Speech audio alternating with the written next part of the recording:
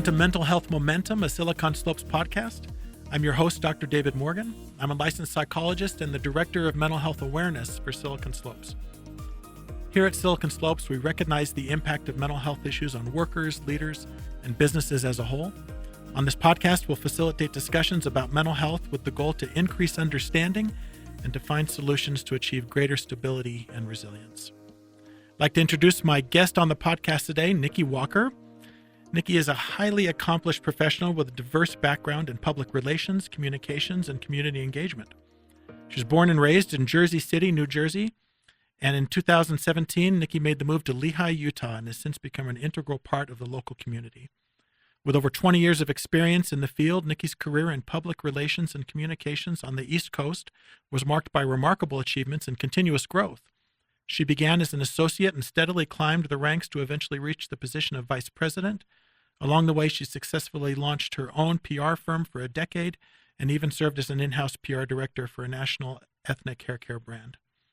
In 2017, Nikki's talents and expertise caught the attention of a multi-billion-dollar wellness brand based in Utah, and she was recruited to serve as the Director of Global Brand Awareness.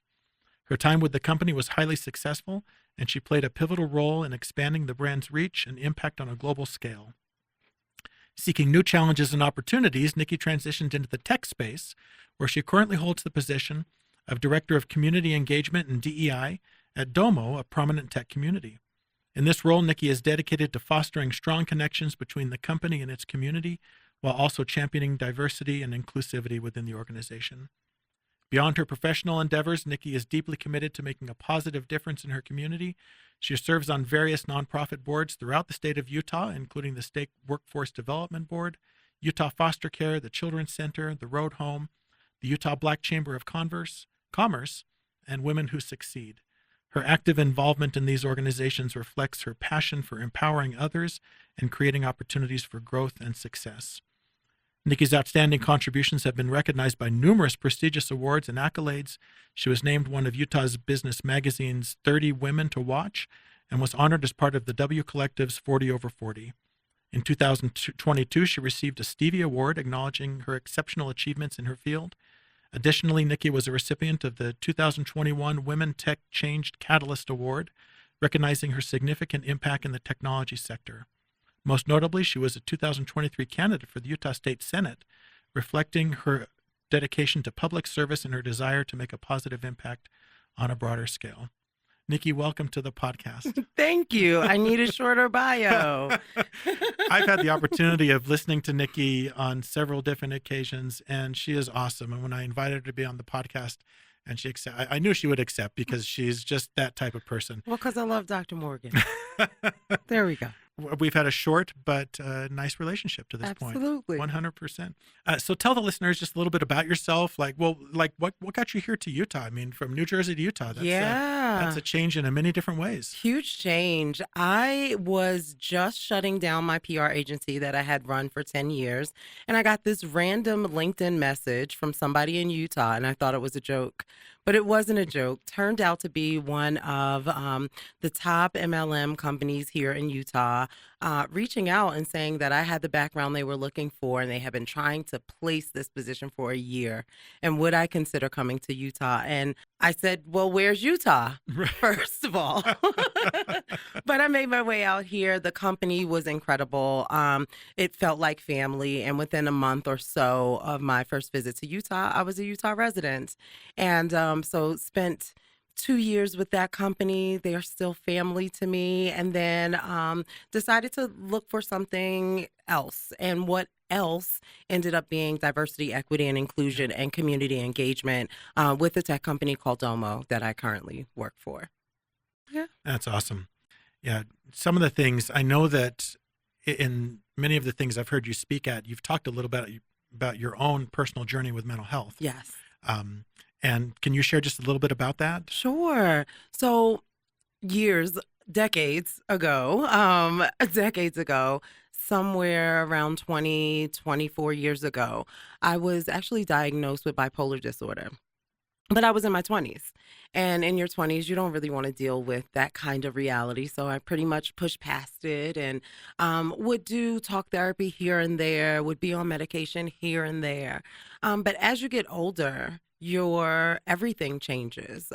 Your ability to push down and press on changes. And most recently, here, just a year ago, this month, in fact, um, lots of things came down on me.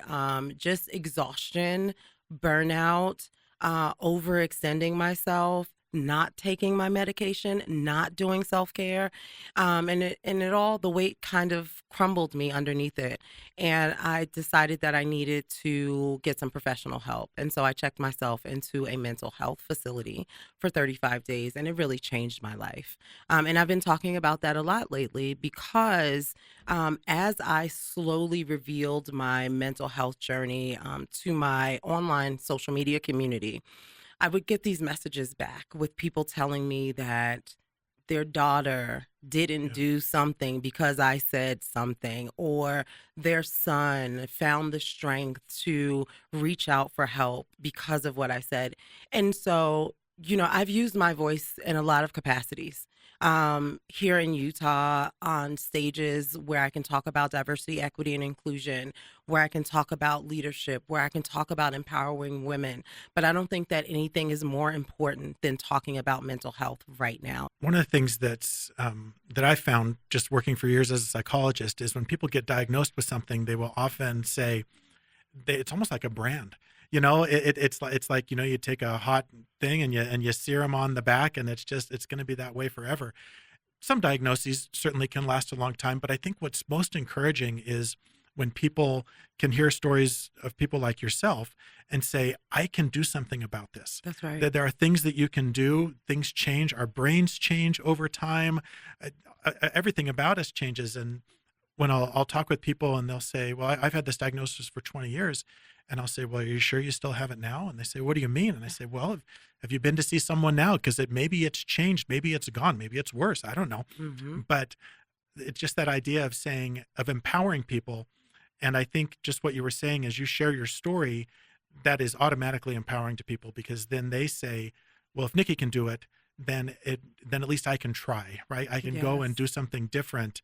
I love that. So I love people that have the courage to talk about their journeys, because it's not easy. It's not. It does take courage. It takes courage for people to face what they are looking at in the mirror. And really, I think innately we all know that we got issues, right? We have trauma, we have unresolved issues in relationships and family. And digging into that hurts, right? It's like Yeah, opening up a that's wound. right. And that's a difficult decision to make, to say, I'm going to do this internal work. I'm going to face the challenge. So I think it does take courage. And so the hope that I have, right, is that raising my voice and amplifying my voice is showcasing some level of courage that people can take hold of. So, and you talked about kind of this idea of burnout, and that's what led you to your most recent kind of reaching out for help for mental health. What do you think we can do better in the workplace to kind of address these things, to catch them earlier? What can we do? Yeah, I'll tell you that I think it's really important for workplaces to have an internal marketing campaign about what burnout can look like Mm. and what services they have internally to help combat that. More times than not, employers have employee assistance programs Right. that will give you a certain amount of counseling for free. There are these apps now that you can go into to learn about mindfulness and find mental health providers. There are things that can be done, right? HR is there to help. And I think people look at HR as this big, scary place where pink slips are handed Right. out. But HR is a place where the folks who work there want to ensure that they have a happy and healthy workspace, right?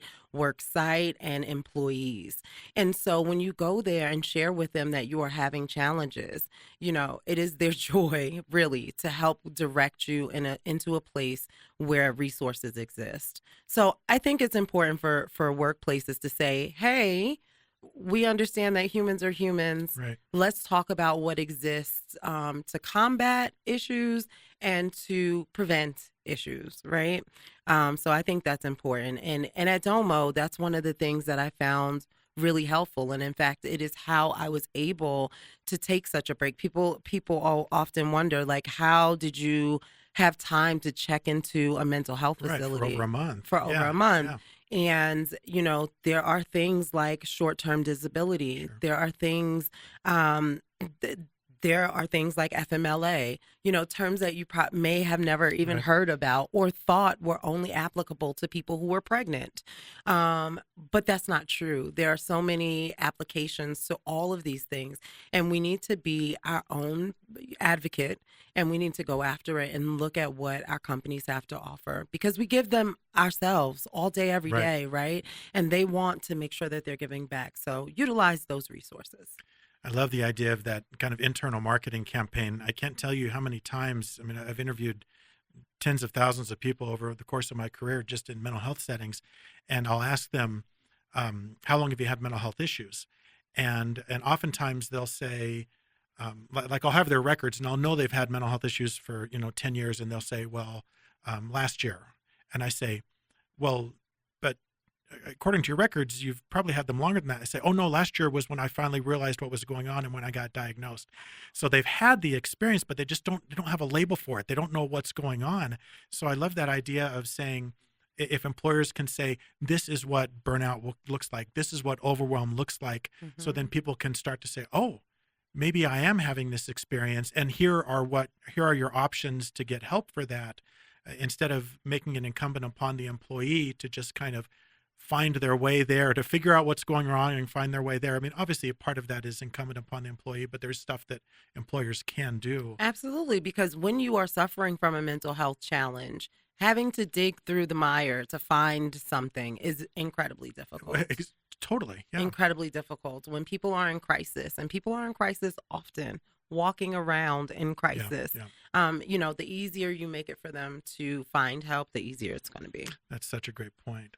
So in our own lives, what do you do, I guess, to prioritize self-care?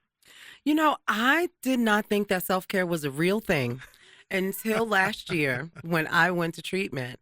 I thought it was fluff and, just this feel-good sort of social media campaign that all these influencers were doing, right? But what I learned is that self-care is not about going to the spa. It's about sitting with yourself and coming into a space of peace and tranquility where you can think, where you can focus, where you can build out what your future looks like. This is what people are set up to do, right? We are set up to use our imaginations to envision the future that we want and then activate on it. And I think that when you're practicing self-care, you are putting yourself in that mindset that says, I can be still, I can be well, I can be healthy, and I can thrive. And so for me, self-care looks like meditation in the morning and at night. Self-care looks like taking my medication. Self-care looks like ensuring that I have a support team around me, my sister, my good friends, my mentors, people who I can go to for specific things so that I'm not carrying the load by myself. Right. Delegating responsibility and delegating help is very hard for me to do. I have a type A personality. I want to get it done by myself, by myself, by myself. But over the last 5 or 6 years, I have learned that is the direct route to burnout. And, we build these circles around us, and we should use the circles for what they are intended, and that's for help. So that's what self-care looks like to me. Now, taking a trip to Jamaica for 2 weeks, that would be great too. Right. But in the meantime, meditation and really paying attention to my health and wellness. There was a movie in the 90s. It was called Phenomenon. It was with John Travolta. Anyway, and he gets, spoiler alert, but it's old enough to where you haven't seen it by now. He ends up getting a brain tumor. You don't know he's got a brain tumor, but what it does is it enhances his cognitive abilities so that he can remember all these things, and he has all these amazing ideas. And there's this one scene where I guess he learns all these ideas in addition to everything else he's learning about how to become an expert gardener. And so he's growing these huge crops. and he's out in his garden at his house, and he's tilling the ground, he's hoeing the ground just with a hand tool. But he's very, very frustrated, and he's just getting more and more anxious about it. And so then he just gets down in the dirt with his hands, and he's just digging frantically through the dirt, to till it up. And then he stops, and he looks up, and there's this gentle breeze, and he looks up at these very tall trees, and the trees are just gently swaying with the breeze. And it's like he starts connecting with that just in his mind, with just this gentle stillness of that nature was providing. And when you talked about self-care and just taking that time for yourself, I don't know why that came to mind, but I've got all this useless information of 90s. I could probably quote you Seinfeld about right everything. There's going to be a Seinfeld that relates to this as well. But taking that space, regardless of what's going on, we all have time for that. We all have time to just sit and just try to think about nothing, almost just kind of clear your mind. It takes practice. Yes, it does. Most people cannot do it right away, but if you practice it, you get better at it, just like anything, and you can do it. So, before we started the podcast, we were talking about some of the issues that people of color face with mental health, and you had some such valuable insights just in terms of why it might be more difficult to accept that, and just kind of the history of having to be strong and having to say, I'm okay and there's nothing wrong with me, but then how strength comes through, acknowledging that. What do you think can be done in like the workplace to reach out to some of these populations that maybe historically have struggled more, not necessarily more with mental health issues, but more with accepting the fact that they might have mental health issues? Yeah, it's tricky. It's tricky for organizations because you want everybody to feel included, and you have to acknowledge that it's going to take an extra step to get everybody to be included, right? Because there are these psychological barriers that, for instance, culturally, people in the African American community have against getting help for mental health. So I think the more that we humanize the experience, and organizations can take a cue from this, really getting personal stories, and they don't have to be personal stories of people who work in your organization, but finding organizations who can provide you with personal stories about how mental health treatment or mental health awareness has changed the game for some people. Because I think in order for people to connect, there has to be a level of, and we talked about empathy earlier off camera, but more than empathy, there has to be a feeling of, I see myself in this existence. Yes. In order to be it, you have to see it. So to have a multicultural sort of marketing campaign that says, mental health is for everybody, or having people of color tell their stories on how they got over that hump. And that is one of the reasons I share with you that I'm telling my story, because as a Black woman, I have grown up in spaces that have told me to be strong, to not cry out loud, that, the push down and press on. And these things are just culturally something that we've grown up with, and it's baked in, this idea of being strong from centuries and centuries of conditioning. And so I'll leave that at that. But I think that when organizations take the extra step and say, who is missing from this conversation, and how do we include them in this conversation so that they can see themselves, that is a game changer. Well, and that's why your example, I think, is so powerful. And like I said earlier, I think that you're born for a time like this, to be able to help people understand, like you said, to see themselves in the circumstance, and to say, that's, if that's something that she can not only experience but succeed in, then I can as well. And I that just goes for anyone.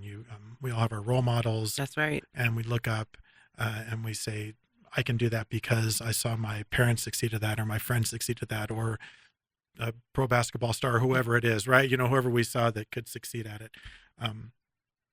What about people in leadership positions? I know that can be, and you've had this experience, running companies and stuff. How do they, because I think in a lesser way, the same pressure might be there, right? The type A personality, and I Mm-hmm. can do this on my own. Is it just a matter of just being intentional and saying, and just recognizing the need for help? Always. Intention is sort of the driver behind anything important is intention. And so as a leader, we have to realize it's our job to create other leaders, A. B, it's our job to lead in an inclusive and healthy way because other people are looking at us. And so when we are having these experiences and when we are coming into the awareness of our own mental health scenarios, or we are becoming aware of ways to help ourselves with burnout and overwhelmingness and all of those things, it's our responsibility to share that with our mentees, with the people who are looking up to us. It is really, once you know, it becomes your responsibility to share, right? Always and in all ways. So I really think that leaders who are taking time for themselves and understanding how to escape and into their own selves and are being well, they should be talking about this Right. extensively, intimately, and widely. You have one-on-ones with people, you have counseling sessions with people. You should be asking about their mental health, and you should be sharing what you are doing to keep yours stable. I remember years ago, I was talking with a woman who had had a very long history of substance abuse, and she'd finally got clean and had been clean for as long as she'd ever have been. I think it had been about a year or so, and was doing pretty well. But she had a daughter that I think was maybe about 6 years old at the time. And anyway, she was worried about the effect of her example to her daughter. She worried that maybe she had made too many mistakes in her past, and I told her, oh, I think on the contrary, because your daughter is going to grow up like every other young woman, and she's going to hit the wall at some point. Something's going to happen. It may not be substance abuse for her, but it's going to be something, right? Because everyone hits the wall. That's right. Eventually with something. And to be able to look at her mom, and where her mom can say, you know what, I hit the wall before too. And this is what I did to improve and get better. I said, you're going to be the perfect example for her. She doesn't need the example of someone who never struggled with anything, who just waltzed through life without any challenges. I don't think anyone needs that example. I think and no one's had that experience either. So let's just drop the pretense and say, you know what, we're all struggling with something, and here's what I've been doing to manage that struggle. And that way, and I think if leaders do that, I think that's going to be huge for their employees. And I think it helps promote that culture. It's one thing to say we have a healthy mental health culture here at Domo or wherever we're at. It's another thing to demonstrate that from the leadership top down. And I think that's going to sell that more to the employees. They're going to get a greater buy-in when they say, okay, the CEO was struggling with depression, and this is what she did to overcome it, or something like that. Yeah, top-down leadership is important. I mean, in all things. Right. And we see that all the time. So mental health is no different. And you said I was born for a time like this. And when I think of a time like this, I think about how people are starting to shed this, this layer of fear. There's still a lot of fear and uncertainty about what it looks like to deal with mental health because it's the unknown, right? But I think there are a lot of examples right now of people kind of talking about what it looks like, what it can feel like. We're seeing crazy statistics that are, since 2020, how many people are reporting mental health issues and this and that. And that's scary, but we can mitigate it. We can mitigate it by talking about it. This has to be a conversation that people start to feel comfortable having. It's just the discomfort, and freedom's on the other side of discomfort. Right. And we just got to get past the discomfort. And I know you are big into tech and social media. You're a social media maven. Yeah. If you're not following Nikki, you can follow her on about 8 different social media platforms. How does social media Do you think that plays into the mental health conversation? Do you think it has both an effect? negatively and positively. Okay, so in which ways So, both? negatively, that's scrolling. Scrolling will take you down. Because what people forget is that when we are looking at social media, we are looking at people's highlight Yeah, reels. These are the highlight reels of their lives. Nobody is posting when they are like at the kitchen table crying over the bills. Nobody is posting, that their best friend just decided they didn't want to be friends anymore. None of these things are being shared with you. You're seeing parties and YOLO, you only live once, right? And we need to recognize the perspective that is coming at us, right? People want to impress each other. People want to stay ahead of the Joneses. It's not even about keeping up with the Joneses right. anymore. It's staying ahead of the Joneses. And you have to realize that you are in a fantasy land when you are scrolling. You are watching people's greatest moments. And you can't compare somebody's greatest moment to your Tuesday afternoon. Right. It's an unfair, inequitable equation. And so we need to really be intentional about what we're doing and seeing and ingesting on social media. And for kids who are already struggling with self-awareness and self-esteem, it could really tear them down. And people are mean on social media, but you get behind that keyboard and a lot of courage happens. Yeah. And so there are lots of ways that social media has affected and will continue to affect people's mental health. On the positive side, social media and technology have made mental health resources available at your fingertips, available at the click of a button, without you having to ask someone or consult with someone. You really can create your own mental health awareness or mental health program through technology. And so I see both, it's a double-edged sword. It's a double-edged sword, but I choose to look at the positivity of it. We get to amplify messages on social media. We get to point people in the direction of resources, and we get to celebrate wins on social media. And if we look at it in that space, it could really be helpful.